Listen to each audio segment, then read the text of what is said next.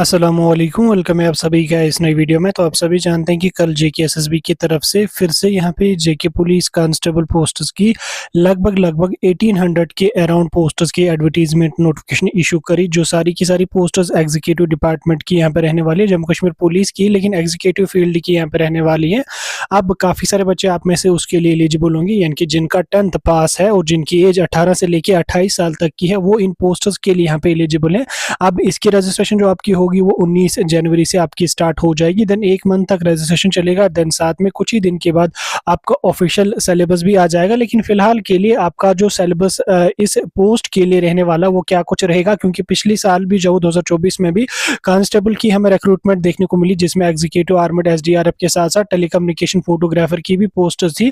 तो वही सिलेबस आपका रिपीटेड इस साल भी रहेगा। तो सिलेबस को ही हम इस वीडियो में डिस्कस करने वाले हैं। तो ये वीडियो आपके लिए इंपॉर्टेंट रहेगा, आप इस वीडियो को एंड तक देख लेना। चैनल को भी सब्सक्राइब कर देना, व्हाट्सएप और टेलीग्राम ग्रुप ज्वाइन कर लेना, लिंक आपको डिस्क्रिप्शन में मिल जाएगी। तो चलिए वीडियो को शुरू कर ले। तो देख लेते हैं यहाँ पे जेके एसएसबी जेके पुलिस कांस्टेबल पोस्टर्स के ऑफिशियल सिलेबस के बारे में। तो देखो, पिछली बार जो सिलेबस रहा था वो 100 मार्क्स का रहा था, और इस बार भी आपका जो पेपर रहेगा वो 100 मार्क्स का रहेगा, और टोटल 100 क्वेश्चन पूछे गए। तो 2 घंटे का टाइम यहाँ पे आपको दिया गया था। ठीक है, अब फिलहाल के लिए जो रिसेंटली जेके एसएसबी की तरफ से पोस्टर्स आई थी, चाहे वो फाइनेंस अकाउंट असिस्टेंट की हो या कोई और पोस्ट भी हो, उसमें भी सही है, डिपार्टमेंट की भी पोस्टर्स हो, उसमें भी पुराना ही सिलेबस इन्होंने जो वो रिपीट करके डाला। तो होपफुली एग्जीक्यूटिव में भी आपका पुराना ही जो सिलेबस है वो यहाँ पे रिपीटेड रहेगा।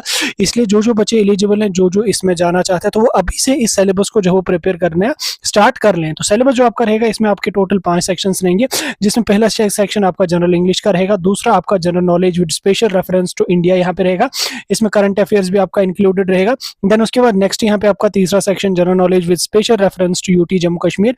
Then numerical ability and reasoning के आपको 25 मार्क्स रहेंगे, और बेसिक कंसेप्ट ऑफ कंप्यूटर। ठीक, टोटल आपको 100 मार्क्स रहेंगे, जिसमें आपको इंग्लिश के 25 मार्क्स रहेंगे, रीजनिंग जीके इंडिया के आपको 25 मार्क्स रहेंगे, जीके जम्मू कश्मीर के 10 मार्क्स रहेंगे, मैथमेटिक्स और रीजनिंग के 25 मार्क्स रहेंगे, कंप्यूटर साइंस के 15 मार्क्स रहेंगे। तो टोटल 100 मार्क्स आपको यहाँ पे देखने को मिलेंगे। ठीक, ये तो आपको हो गया मोटा सिलेबस। ठीक, अब हम सिलेबस को डिकोड करके समझेंगे कि क्या क्या चीजें हमें यहाँ पे पढ़नी है। तो सबसे पहले हम बात करेंगे इंग्लिश, जो हमारा रहेगा 25 मार्क्स का। तो उन 25 मार्क्स में से आपको क्या क्या चीजें पढ़नी है। तो 25 मार्क्स में क्या क्या चीजें हैं, जैसे पहले यहाँ पे आपके हैं आर्टिकल्स हैं, आपकी क्लासेस हैं, प्रोनाउंस हैं, होमोनिम्स एंड होमोफोन्स हैं, टेंसेस हैं, क्लासेस हैं, पंक्चुएशन है, सिनोनिम एंटोनिम है, एनालॉजीज हैं, इडियम फ्रेजेस हैं, और उसके बाद यहाँ पे यूजेस ऑफ प्रीपोजिशन है। इसके साथ साथ यहाँ पे आपको जो है वो बिल्कुल यही 8-10 सेक्शंस आपको इसमें रहने वाले हैं। अब देखो, इतना सिलेबस है इंग्लिश का, और इसके आपको टोटल 25 मार्क्स हैं, लेकिन इसमें कुछ सेक्शंस बहुत ही ज्यादा इंपॉर्टेंट है, जैसे आपके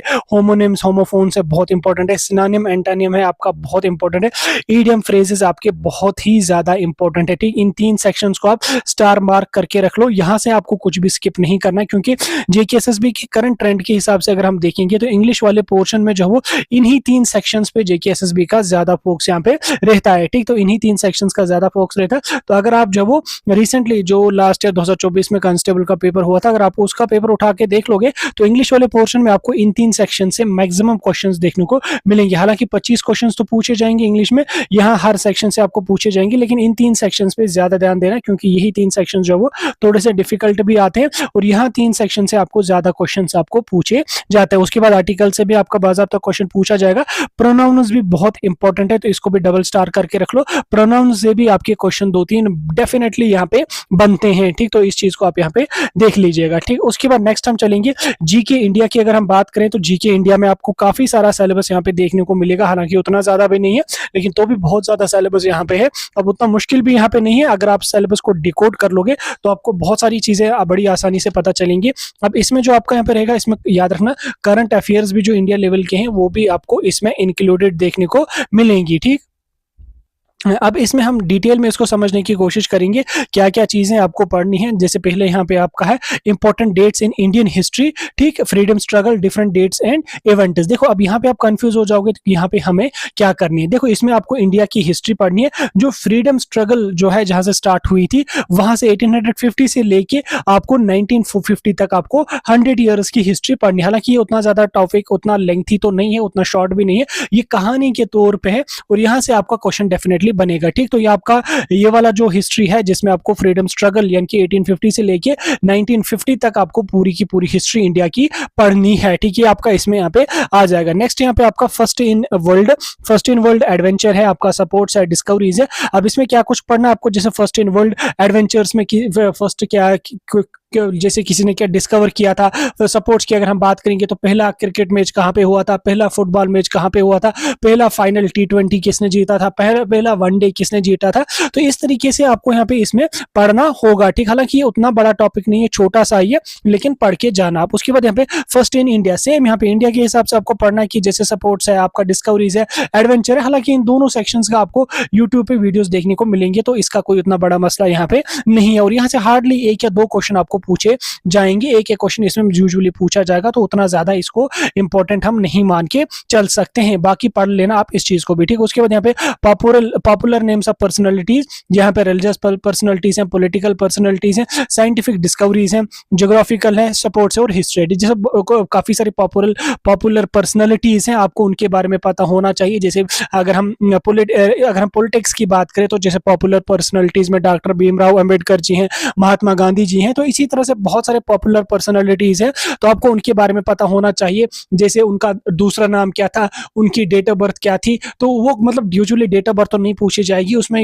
आपको उनके पॉपुलर नेम्स वगैरह या कोई खास चीज उन्होंने जो करी है वो चीज आपको पता होनी चाहिए। तो इस पे भी आपको यूट्यूब पे बड़ी आसानी से वीडियोस मिलेंगे, आपको उस चीज को लेके टेंशन नहीं लेनी है, बिल्कुल भी नहीं लेनी है। ठीक, इसको आप यहाँ पे देख लेना। ठीक, उसके बाद यहाँ पे न्यूज़पेपर वर्ल्ड आपको पढ़नी है, करंट, डेली और वीकली इन इंडिया। ठीक है, अब इस देखो इस पे भी आपको यूट्यूब पे वीडियो मिलेगा, इसमें आपको न्यूज़पेपर्स के बारे में पढ़ना है कि पहला न्यूज़पेपर कहाँ पे छापा गया था इंडिया में, और उसके बाद वो किसने छापा था। देन उसके बाद आपको फिर बहुत सारे फ्रीडम फाइटर्स जो है, जैसे महात्मा गांधी जी हैं, डॉक्टर भीमराव अंबेडकर जी हैं, उसी तरह से बहुत सारे और भी पॉलिटिकल लीडर्स उस टाइम की पर्सनालिटीज थे, उन्होंने अपने एंड से बहुत सारे न्यूज़पेपर्स को छापा था। उन न्यूज़पेपर्स के बारे में आपको पता होना चाहिए कि किसने कौन सा न्यूज़पेपर लिखा था, या किसने कौन सा न्यूज़पेपर को जो वो मतलब लिखा था। ठीक, वो आपको पता होना चाहिए। इस पे भी ऑलरेडी मैंने पहले बोला, वीडियो आपको मिलेगा। नेक्स्ट आपको यहाँ पे बुक्स एंड ऑथर्स पढ़ने। बुक्स एंड ऑथर्स में आपको क्या करना है, जनरल पढ़ना। जैसे बहुत सारी बुक्स हैं, इस बुक को लिखने वाला कौन था, ठीक, वो आपको बता। देखो बुक्स एंड ऑथर्स एक बहुत बड़ा लेंथी टॉपिक है। ठीक, आपको लाखों में बुक्स देखने को मिलेंगी, लेकिन उतना आपको नहीं जाना है। ठीक, इसमें आप याद रखना, इसमें आप इतनी चीजें याद रखना कि जो पॉलिटिकल लीडर्स इंडिया के हैं उन्होंने कौन कौन सी बुक्स लिखी है वो आपको पता होनी चाहिए, वो आपको पता होनी चाहिए। ठीक, उन पे आप ध्यान से देख लेना उनको, तो वो आप यहाँ पे आपको बड़ी आसानी से उसमें एक क्वेश्चन आसानी से फंस जाएगा। और पॉलिटिकल लीडर्स की जो बुक्स है ना,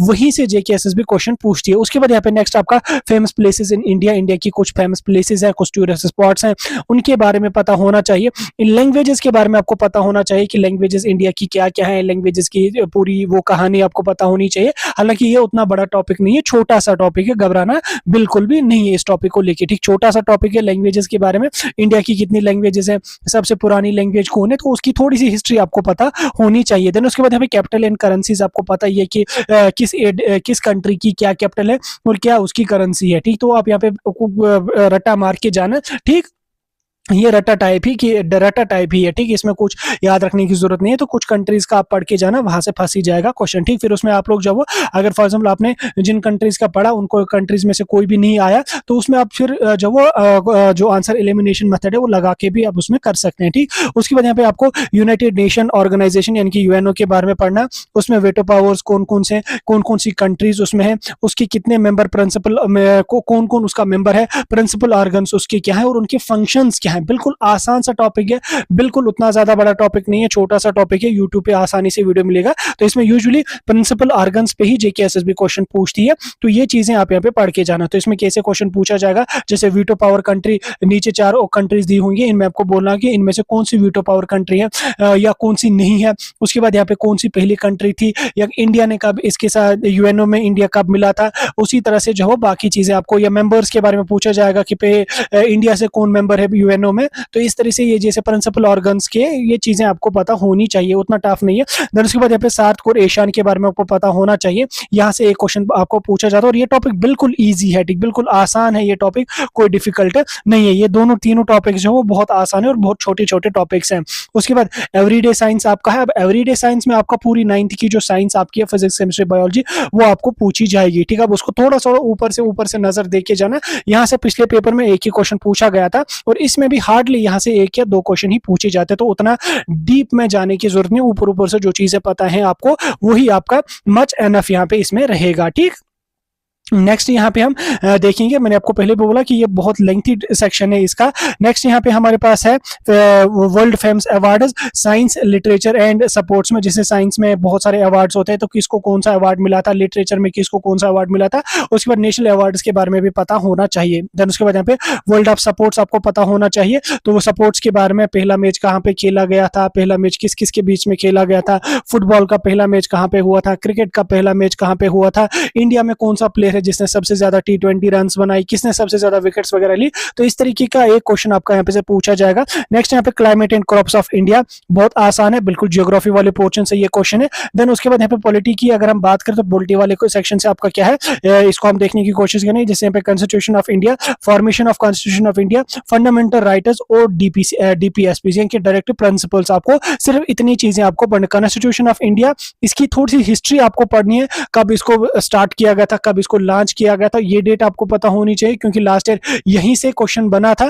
देन उसके बाद यहाँ पे फॉर्म कैसे हुआ तो आपको यहाँ पे इसमें बनेगा। और फंडामेंटल राइटर्स कौन कौन से हैं वो आर्टिकल्स आपको पता होने चाहिए, बिल्कुल आसान है, उतने ज्यादा राइटर्स यहाँ पे नहीं है। और डायरेक्टिव प्रिंसिपल्स भी आपको पता होने चाहिए, तो कौन सा आर्टिकल किसके साथ डील करता है, तो ये चीजें आपको इसमें पता होनी चाहिए। छोटा सा है, उतना ज्यादा लंबा नहीं है और पॉलिटी से इन्होंने बिल्कुल प्रिसाइज टॉपिक्स ही यहाँ पे डाले हैं। उसके बाद यहाँ पे डेमोक्रेटिक इंस्टीट्यूशंस आपको पता होने चाहिए, ठीक। डेमोक्रेटिक इंस्टीट्यूशंस भी आपको पॉलिटी वाले सेक्शन से ही है, उतना लेंथी नहीं है। फॉर्म्स ऑफ गवर्नमेंट आपको पता होनी चाहिए, गवर्नमेंट की कितने फॉर्म्स होते हैं, तो वो चीजें आपको पता होनी चाहिए। और किस कंट्री में, जैसे यूएसए में किस टाइप की गवर्नमेंट है, और उसके बाद यहाँ पे आपका इंडिया में किस टाइप की गवर्नमेंट है, ठीक। तो यहाँ पे जैसे डेमोक्रेटिक वगैरह बाकी गवर्नमेंट की टाइप्स होते हैं, पता होनी चाहिए। उसके बाद यहाँ पे political and physical divisions of world and India, ठीक, ये आपको पता होना चाहिए। ट्रॉपिक ऑफ सेंसर कहाँ से होता है, ट्रॉपिक ऑफ कैप्रिकॉर्न कहाँ से निकलता है, और उसी तरह से आपको ट्रॉपिक ऑफ सेंसर किस किस कंट्री को कट करता है, तो ये चीजें आपको पता होनी चाहिए। जो फिर हमारे कंटिनेंट्स वगैरह है तो उनके बारे में आपको पता होना चाहिए, ठीक। उसके बाद यहाँ पे important rivers and lakes of India, ठीक। इंडिया के बहुत सारे रिवर्स और लेक्स हैं, उसमें इंपॉर्टेंट आपको पढ़ना है। बिल्कुल आसान सा टॉपिक है, उतना कोई डिफिकल्ट नहीं है, थ्योरेटिकल पोर्शन ही ये है। उसके बाद current events of national and international level, ये आपका क्या कहते हैं इसको, ये जो आपका यहाँ पे रहेगा, मतलब नेशनल लेवल पे कौन से इवेंट्स यहाँ पे हमारे होते हैं, ये करंट अफेयर्स वाले सेक्शन से आपका रहेगा। रिसेंट के जो इवेंट्स इंडिया में हुए हैं वो आपको पता होने चाहिए, नेशनल लेवल पे जो इवेंट्स हुए हैं वो आपको पता होने चाहिए, ठीक।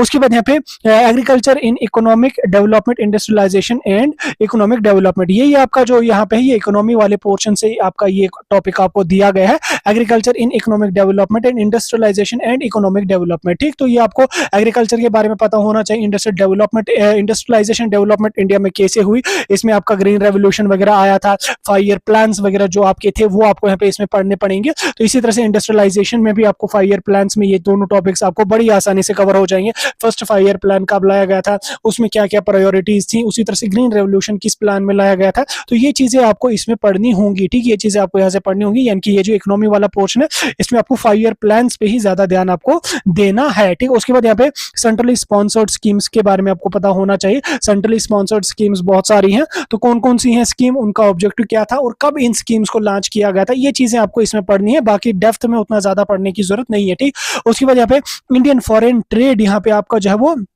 ये आपको पढ़ना है, इंडियन फॉरेन ट्रेड आपको पढ़ना है। इस पे भी यूट्यूब पे वीडियो मिलेगा, कोई इतना बड़ा मुश्किल टॉपिक नहीं है, छोटा सा टॉपिक है और बिल्कुल आसान सा टॉपिक यहाँ पे है, ठीक। इतना सारा सेक्शन आपको किससे रहेगा, GK with special reference to India, इसमें करंट अफेयर से बड़ा ज्यादा ध्यान आपको देने की जरूरत है। उसके बाद अगर मैं जनरल नॉलेज की बात करूँ, जो special reference to Jammu Kashmir है, इसमें क्या क्या जो चीजें आपको पढ़नी है, इसमें पहला टॉपिक आपको दिया गया abbreviations, important dates, popular names of personalities and their achievement, और उसके बाद यहाँ पे contribution distribution national and international. ठीक, अब देखो इसमें क्या पढ़नी है आपको, एब्रीवेशंस। ठीक, एब्रीवेशंस में आपको मिल जाएंगे बहुत सारे एब्रीवेशंस वगैरह। हालांकि एब्रीवेशंस में मुझे नहीं लगता इसमें पिछले पेपर में कोई क्वेश्चन पूछा गया था, लेकिन इंपॉर्टेंट डेट्स को आप पढ़ के जाना। यहाँ पे जैसे जम्मू कश्मीर की हिस्ट्री में कुछ इंपॉर्टेंट डेट्स हैं वो आप पढ़ के जाना, और जम्मू कश्मीर की कुछ पॉपुलर पर्सनालिटीज के बारे में आपको जैसे लल देद वगैरह है, इसी तरह से जो वो कुछ पॉलिटिकल कुछ इंपॉर्टेंट पर्सनालिटीज हैं उनके बारे में आपको पढ़ के जाना है। उसका दूसरा नाम क्या है,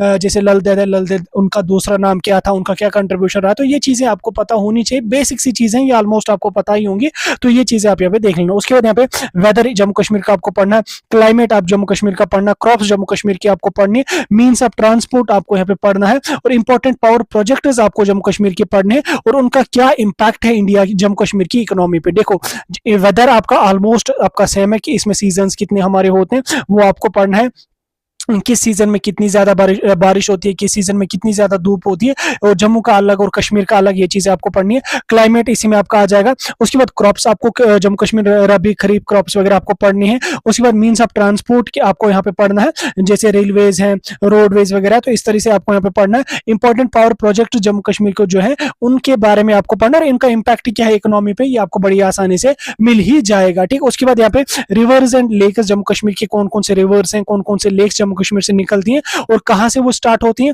और कहां पे वो जम्मू कश्मीर को एग्जिट करते हैं, तो ये चीजें आपको पता होनी चाहिए। जम्मू कश्मीर की इंपॉर्टेंट टूरिस्ट डेस्टिनेशंस के बारे में आपको पता होना चाहिए। उसके बाद यहाँ पे history of Jammu Kashmir, historical places Jammu Kashmir and their importance. अब देखो यहाँ पे हिस्ट्री ऑफ जम्मू कश्मीर, आपको पूरी जम्मू कश्मीर की हिस्ट्री पढ़नी है। इसमें भी आपको बिल्कुल कहानी के तौर पर, ये कोई उतना डिफिकल्ट टॉपिक नहीं है, बिल्कुल कहानी के तौर पर जब आप पढ़ेंगे तो कहानी के तौर पर आप समझ जाएंगे कि कौन कौन सी डायनेस्टी यहाँ पे रही थी, और उस डायनेस्टी मतलब कब से वो डायनेस्टी स्टार्ट हुई थी, कब वो खत्म हुई थी, और उस डायनेस्टी को खत्म होने के बाद कौन सी डायनेस्टी यहाँ पे आ गई, कौन सा रूलर यहाँ पे आ गया, तो ये चीजें आपको हिस्ट्री में पढ़नी है, तो ये चीज आप यहाँ पे देख लेते हैं। उसके बाद यहाँ पे आरटीआई एक्ट, बिल्कुल छोटा सा टॉपिक है, आसान सा टॉपिक है, कोई मुश्किल टॉपिक नहीं है। इंडस वाटर ट्रीटी और उसके बाद उसका इंपैक्ट क्या है इंडिया की जम्मू कश्मीर की इकोनॉमी पे। इंडस वाटर ट्रीटी भी उतना डिफिकल्ट नहीं है, इसमें यूजुअली डेट्स पे आपको बड़ा ध्यान रखना कि इंडस वाटर ट्रीटी कब साइन हुई थी, क्या कुछ हुई थी, वो पता होना चाहिए आपको। उसके बाद यहाँ पे agriculture and economic development, industrialisation and economic development, ये आपका ऊपर जो आपने पढ़ा उसमें वही आपका सेम यहाँ पे, तो दोबारा पढ़ने की इसको जरूरत आपको नहीं है, ये वही 5 ईयर प्लान्स वगैरह अच्छी तरह से पढ़ के जाना, दैट इज मच एनफ। तो यहाँ पे आपको पढ़ने की जरूरत यहाँ पे नहीं है। ठीक है, उसके बाद यहाँ पे करंट इवेंट्स, लोकल नेशनल और इंटरनेशनल इंपॉर्टेंस की, यानी कि करंट अफेयर्स यहाँ पे आपको पढ़ना है कि जम्मू कश्मीर के कुछ important current affairs, Jammu Kashmir में कुछ इंपॉर्टेंट इवेंट्स वगैरह जो हुए उनके बारे में आपको यहाँ पे पढ़ के जाना है। ठीक, आगे हम चलेंगे। नेक्स्ट हमारे पास यहाँ पे न्यूमेरिकल एबिलिटी एंड रीजनिंग है, तो इसमें हमारे पास मैथमेटिक्स और रीजनिंग है। पहले यहाँ पे हमारे पास बेसिक अर्थमेटिक्स यानी कि हमारा मैथ्स वाला सेक्शन यहाँ पे हमारा इससे निकला। अब इसमें क्या क्या चीजें आपको पढ़नी है, जैसे यहाँ पे नंबर सीरीज है आपका, नंबर सिस्टम है आपका, परसेंटेज है, एवरेज है, प्रॉफिट लॉस है, रेशियो प्रोपोर्शन है, स्पीड डिस्टेंस एंड टाइम है, मैथमेटिकल रीजनिंग है, अलजेब्रा है, मेंसुरेशन है, डेसिमल एंड फ्रैक्शंस है, सिंपल एंड कंपाउंड इंटरेस्ट है, ट्रिग्नोमेट्री और सिंप्लीफिकेशन। ठीक, ये आपका मैथमेटिक्स वाले पोर्शन से यहाँ पे रहेगा। अब इसमें आपका प्रॉफिट लॉस इंपॉर्टेंट है, रेशियो एंड प्रोपोर्शन बहुत ज्यादा इंपॉर्टेंट है, एवरेज आपका इंपॉर्टेंट है और परसेंटेज आपका इंपॉर्टेंट है। तो ये 4 टॉपिक जो है ये मोस्ट इंपॉर्टेंट है, इनको ट्रिपल स्टार आप यहाँ पे करके रख लो। एटलीस्ट इन चीजों पे आपको बड़ा अच्छा फोकस यहाँ पे होना चाहिए। हालांकि बाकी चीजें भी इंपॉर्टेंट है, लेकिन ये 4 जो है यहाँ से आपको एटलीस्ट 6 to 7 क्वेश्चन बड़ी आसानी से, आउट ऑफ 15 क्वेश्चंस अगर यहाँ से आपको पूछे जाएंगे, 15 क्वेश्चन तो देखो मैथमेटिक्स और रीजनिंग को मिला के आपको 25 क्वेश्चन पूछे जाएंगे, लेकिन यहाँ से आपका मैथमेटिक्स से ही आपको 15 क्वेश्चन पूछे जाएंगे और सिर्फ 10 क्वेश्चन आपको रीजनिंग से पूछे जाएंगे। अगर 15 क्वेश्चन आ गए तो इन 4 सेक्शन से आपको, इन 4 टॉपिक से आपको लगभग 6 to 7 क्वेश्चन आपको पूछे जाएंगे आउट ऑफ 15 क्वेश्चन। ठीक, तो इसलिए इन जो 4 टॉपिक्स मैंने आपको बोले बड़ी अच्छी से इनको पढ़ के जाना। उसके बाद रीजनिंग की अगर मैं बात करूं तो रीजनिंग में आपको क्या क्या है, जैसे नंबर सीरीज है, लेटर सीरीज है, कोडिंग डिकोडिंग है, डायरेक्शन सेंसेस है। अब इसमें ये जो ऊपर के 3 है ना, number series, letter series, coding decoding, आपने नंबर सीरीज पढ़ा, लेटर सीरीज भी आपका उसमें कंक्लूड हो जाएगा, कोडिंग डिकोडिंग भी आपको उसी में समझ आ जाएगी। इनकी एक टॉपिक अच्छे से पढ़ लो, 3 टॉपिक्स आपको यहाँ पे इसमें कवर हो जाएंगे। हालांकि अलग अलग है, लेकिन एक टॉपिक अगर आपको समझ आ गया तो तीनों टॉपिक्स बिल्कुल आसानी से आप पढ़ सकते हो और समझ आ जाएंगे बड़ी आसानी से। डायरेक्शन सेंसेस बहुत ईजी है, बहुत आसान है, कोई बिल्कुल भी टफ नहीं है। उसके बाद ब्लड रिलेशंस भी बहुत इंपॉर्टेंट है। इसमें जस्ट आपको ट्रिक थोड़ी सी इसकी है, आप यूट्यूब पे जब वीडियो देखेंगे आपको समझ आ जाएगी। ट्रिक आपने फॉलो करी तो आप ब्लड रिलेशन का कोई भी क्वेश्चन आप बड़ी आसानी से करके जा सकते हो। तो ब्लड रिलेशन से आपका एक क्वेश्चन यहाँ पे बनता ही बनता, और मे भी 2 क्वेश्चन भी यहाँ से पूछे जा सकते हैं, क्योंकि ये बड़ा इंपॉर्टेंट टॉपिक है। स्टेटमेंट एंड कंक्लूजन यहाँ से भी क्वेश्चन आपका बनेगा। लॉजिकल रीजनिंग है, आपका मेंटल रीजनिंग है, सिक्वेंशियल आउटपुट रेसिंग है, रीजन एंड असर्शन है, अरिथमेटिकल ऑपरेशन है। ठीक, यहाँ से आपके क्वेश्चन बन जाएंगे। अब इसमें सबसे ज्यादा इंपॉर्टेंट जो आपके हैं ऊपर की है, जैसे number series, letter series, coding decoding, direction senses और ब्लड रिलेशंस। ठीक, तो ये आपके लगभग 5 टॉपिक्स हैं, ये बहुत इंपॉर्टेंट है, और एटलीस्ट यहाँ से 6 क्वेश्चंस आपको बन ही जाएंगे। ठीक, तो इन 5 सेक्शंस पे अच्छी तरह से पढ़ के जाना। बाकी ओवरऑल पूरा आप जो रीजनिंग का पोर्शन दिया गया पूरा का पूरा आप अच्छी तरह से पढ़ के जाएंगे। ठीक, कंप्यूटर की अगर हम बात करें, यहाँ से बिल्कुल सिर्फ 10 मार्क्स ही आपको पूछे जाएंगे, लेकिन कंप्यूटर में उतने डिफिकल्ट लेवल के ना ही क्वेश्चन पूछे जाते हैं, और ना ही कंप्यूटर उतना डिफिकल्ट लेवल का आपका है। अब इसमें क्या क्या चीजें आपको पढ़नी है, कंप्यूटर टर्मिनोलॉजीज जो है, कुछ इंपॉर्टेंट टर्मिनोलॉजीज जो है यहाँ से आपको पढ़ के जाना है। यहाँ से एक क्वेश्चन आपका बन सकता है। ठीक, हार्डवेयर सॉफ्टवेयर बहुत इंपॉर्टेंट है। हार्डवेयर सॉफ्टवेयर में आपको 4 ऑप्शन दिए जाते हैं, इसमें आपको बोलना कि इनमें से कौन सा हार्डवेयर है, और उसमें यह आपको बोलेगा कि नीचे 4 हार्डवेयर से इसमें एक हार्डवेयर नहीं है, कौन सा इन 4 ऑप्शन में हार्डवेयर नहीं है, सॉफ्टवेयर नहीं है। तो ये बिल्कुल आसान है, कोई उतना बड़ा टफ नहीं है, बिल्कुल आसान है। इनपुट आउटपुट डिवाइसेस बहुत इजी है, यहां से भी इसी टाइप का क्वेश्चन बनता है। आपको 4 ऑप्शंस दिए गए हुए होते हैं, उनमें आपको बोला जाता है कि आप इनमें से देख लो कि इसमें हमारा इनपुट डिवाइस कौन है, या इनपुट डिवाइस इन डिवाइसेस में से कौन सा नहीं है, या आउटपुट डिवाइस, इसी तरह से आपको यहाँ पे। उसके बाद एमएस वर्ड और एमएस एक्सेल, इसमें यूजुअली जो शॉर्टकट ट्रिक्स वगैरह लगती है ना, यानी कि जो शॉर्टकट लगते हैं ना, कंट्रोल एस, कंट्रोल एक्स वगैरह, इस तरह से जो हम शॉर्टकट यहाँ पे करते हैं, शॉर्टकट कीज जिनको हम बोलते हैं, वो आप पढ़ के जाना, वहीं से आपका क्वेश्चन यहाँ पे बनता है। स्टोरेज एंड ऑपरेटिंग सिस्टम बहुत इंपॉर्टेंट है, यहां से भी क्वेश्चन बनेगा। सेफ्टी एंड सिक्योरिटी इंपॉर्टेंट, इसमें वायरसेस वगैरह के बारे या मालवेयर वगैरह जो है उनके बारे में आपको क्वेश्चन पूछा जाएगा। ईमेल एंड इंटरनेट यूसेज बहुत इंपॉर्टेंट है, ईमेल कब स्टार्ट हुई थी, क्या कुछ हुई थी। और उसके बाद सर्च इंजन पे आपका एक क्वेश्चन हर साल रिपीटेड होता है। इसमें 4 ऑप्शन दिए जाएंगे आपको, इनमें आपको बोला जाएगा कि इनमें आप बता दो कि इनमें सर्च इंजन कौन सा नहीं, और कुछ सर्च इंजन की डेट भी आपको पूछी जाती है कि कब इनको लॉन्च किया गया था, या ऐसे कुछ ऑनर इनका कौन है, जैसे हमारे पास क्रोम है या गूगल वगैरह। तो इस तरह से बहुत सारे सर्च इंजन होते हैं, तो जब आप पढ़ेंगे तो आप इस चीज को बड़ी आसानी से समझ जाएंगे। तो इस तरीके का आपका टेंटेटिव सिलेबस रहने वाला है कांस्टेबल का, जो मैंने आपको समझा भी दिया और साथ में डिकोड करके भी बता दिया। मुझे लगता है समझ आ गया होगा। अगर स्टिल कोई डाउट है मुझे कमेंट्स में बिना किसी टेंशन के पूछ सकते हैं।